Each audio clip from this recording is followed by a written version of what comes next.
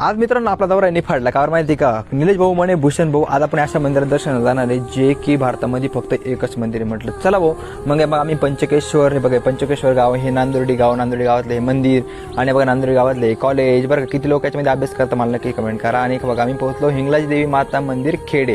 आता खेडे हे या गावाचं नाव आहे आणि हे मंदिर आहे ना खूप जुनं मंदिर आहे आणि हे अख्ख्या भारतामध्ये एवढं एकच मंदिर आहे का हिंगलाज देवी माता मंदिराचं. मग मस्तपैकी आम्ही हातपाय धुतले त्यानंतर नारळ बिरळ फोडलं या मंदिराचा इतिहास सांगायचं ठरला. तर हे मंदिर एवढं जुनं आहे इसवी सन 1200 पूर्वचं मंदिर आहे. पूर्ण हेमाडपंथी जसं त्यांचं कन्स्ट्रक्शन होतं त्यावेळेसचं पण आता हे नवीन केलेलं आहे पूर्णपणे. आणि हे सिंगलाज मेन मंदिर त्या मेन मंदिरामध्ये एंट्री मारली का तुम्हाला पूर्णपणे डेकोरेशन आहे ना डेकोरेशन म्हणजे हे पूर्ण ही काचेची सजावट बरं का. हे काचेचं पूर्ण हे डिझाईन बनवलेली आणि खूप छान वाटतं भाई एकच नंबर.